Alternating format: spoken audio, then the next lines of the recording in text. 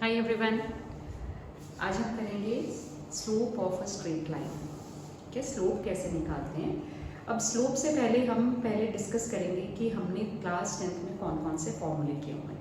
एक हमने किया हुआ डिस्टेंस फार्मूला, दूसरा हमने किया हुआ सेक्शन फार्मूला।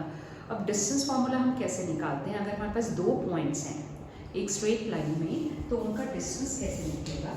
जैसे ये हमारे पास एक पॉइंट है P और एक ये पॉइंट है Q। अभी हम स्लोप स्ट्रेट लाइन की डिस्कस करने के लिए हम ये किसमें कर रहे हैं, कोऑर्डिनेट प्लेन में, 2 डायमेंशन ज्योमेट्री में। हमने सपोज P को ले लिया x1 y1, Q को ले लिया x2 y2। अब डिस्टेंस फॉर्मूला कैसे निकालेंगे, d that is square root of x2 minus x1 whole square plus y2 minus y1 whole square. अब ये तो हो गया सिंपल डिस्टेंस फॉर्मूला। अब अगर कोई हमारे पास एक पॉइंट R है in between P and Q और जो इसको m/n रेशियो में डिवाइड करेगा, ये था हमारे पास डिस्टेंस फॉर्मूला। सेकेंड हम क्या करेंगे, section formula. We have already done in class 10th all these फॉर्मूले। Now section formula. Section formula means some point R divides these two points in some ratio. Suppose it is dividing in the ratio m/n. तो m/n में जब अगर ये इसको divide करेगा PQ को, P और Q we are taking as x1 y1 and x2 y2, इसको हमने ले लिया m/n। हम क्या करते हैं इसको निकालने के लिए, सपोज ये पॉइंट x, y है, क्रॉस करेंगे फर्स्ट रेशियो का सेकंड कोऑर्डिनेट के साथ और सेकंड रेशियो का फर्स्ट कोऑर्डिनेट के साथ। तो x, y जो आएगा, x की वैल्यू क्या आएगी, mx2 plus mx1 upon m plus n। And similarly we can find out y, y2 m अब y2 के साथ प्लस n y1 के साथ अपॉन m प्लस n। तो अगर हमने डायरेक्टली x, y निकालना हो तो हम x, y कोऑर्डिनेट को कैसे लिखेंगे, mx2 plus mx1 upon m plus n, comma my2 plus my1 upon m plus n। लेकिन अगर हमारे पास ये मिड पॉइंट है, मींस इक्वल रेशियो में डिवाइड करता है 1:1, 2:2, तो हमारे पास क्या होगा, m और n 1 1 नीचे 1 प्लस 1, तो हमारे पास ये क्या बन जाएगा, तो डायरेक्टली फॉर्मूला मिड पॉइंट का क्या बन जाएगा, that is x1 plus x2 upon 1 plus 1, तो that is 2 and y1 plus y2 upon 2। ये किसका फॉर्मूला हो जाएगा, मिड पॉइंट का, अगर वो इसको इक्वल पार्ट्स में डिवाइड करेगा। तो ये हमारे पास हो गया मिड पॉइंट का और ये हो गया सिंपल सेक्शन फॉर्मूला। अब हमने नेक्स्ट फॉर्मूला करना है, that is area of triangle.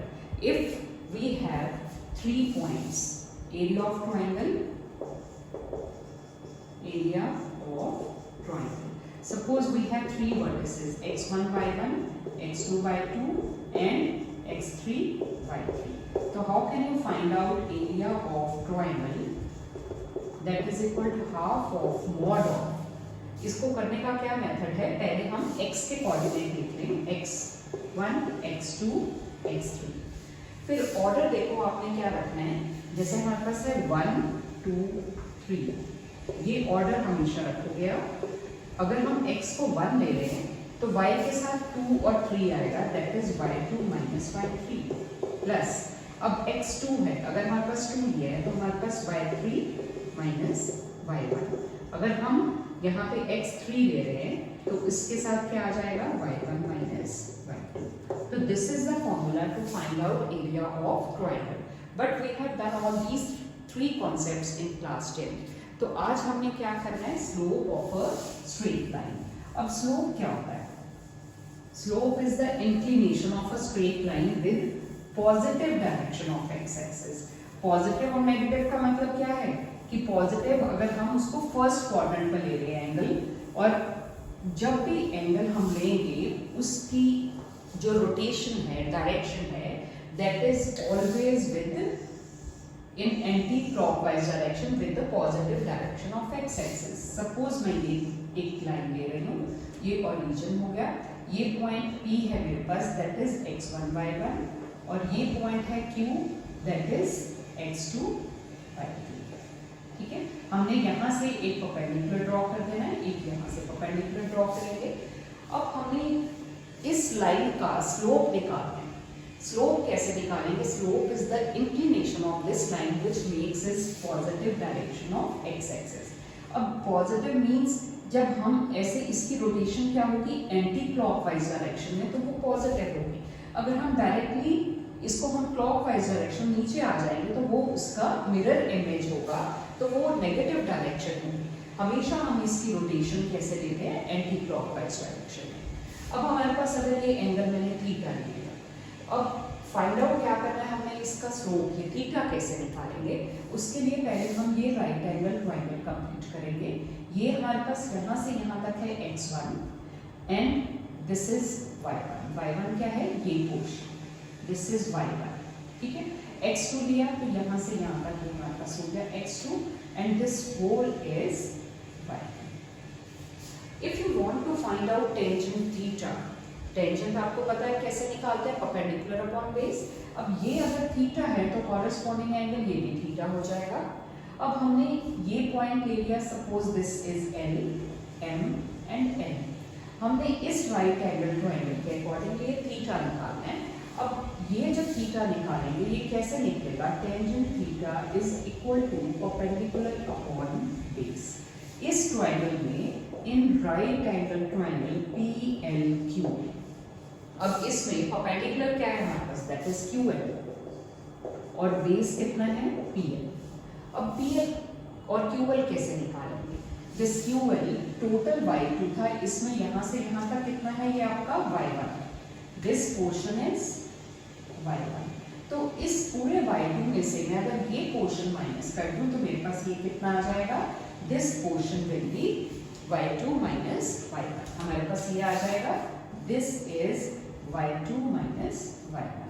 अब अगर हमें ये निकालना है PL कैसे निकालेंगे, टोटल था x2, इसमें से ये x1 माइनस कर दिया तो ये पोर्शन कितना होगा, x2 माइनस x1। तो Q1 हुआ हमारे पास y2 माइनस y1 और PL हो गया x2 माइनस x1। तो this is the slope of a straight line. Slope कैसे निकाला हमने, by using theta। तो टेंजेंट थीटा हमारे पास कैसे निकलेगा, if 2 points are given, y2 minus y1 upon x2 minus x1। इस केस में हमारे पास थीटा भी गिवन हो सकता है। एक्चुअल में थीटा क्या होता है, ये जो स्लोप है ये हमारे पास होता है rate of change of y with respect to x axis. इसको हम डेरिवेटिव्स भी लेते हैं dy by dx, that will discuss in the next class, rate of change of y with respect to x axis. और इसमें हमारे पास जो slope निकालेंगे या तो वो थीटा भी गिवन हो सकता है, या अगर 2 पॉइंट्स गिवन है तो हम y2 minus y1 upon x2 minus x1 से करेंगे। अब नेक्स्ट कंडीशन हमारे पास क्या आ जाती है, to find out if 2 lines are parallel, तो what is the condition on their slopes.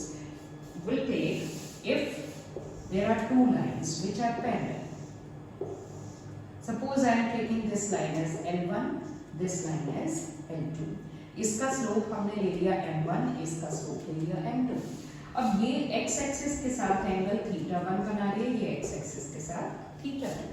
अब ये दो लाइंस अगर पैरेलल हैं, you know that if 2 lines are parallel तो corresponding angles are always equal। if you will write L1 is parallel to L2 तो θ1 is equal to θ2। why? because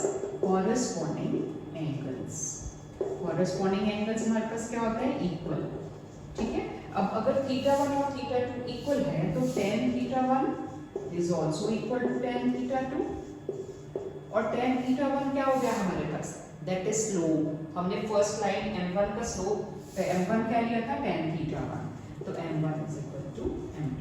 तो this is the first condition that if 2 lines are parallel then their slopes are equal, ये हमारी first condition है, ठीक है।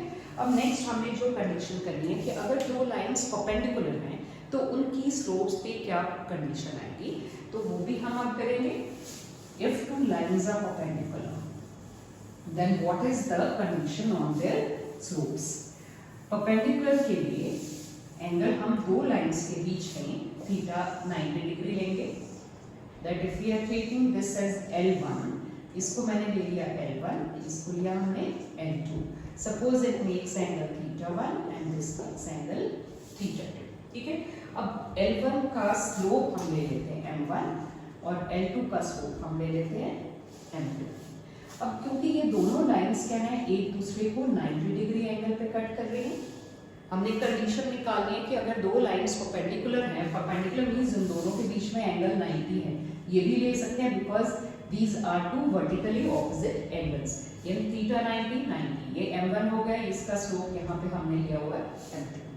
अब हमने already किया हुआ है क्लास 7th में कि अगर एक्सटीरियर एंगल है, exterior angle that is always equal to sum of interior opposite angle. इसके अकॉर्डिंगली हमारे पास क्या होगा, θ1 is equal to θ2 plus 90 degree. ठीक है. अब हमने यहाँ से क्या निकालना है कि दैट θ1 θ2 प्लस 90, या हम इसको 90 प्लस θ2 भी लिख सकते हैं. दोनों पे tan अप्लाई कर दो. tan θ1 is equal to tan 90 plus θ2. tan 90 plus θ क्या होता है, दैट इज सेकंड क्वाड्रेंट.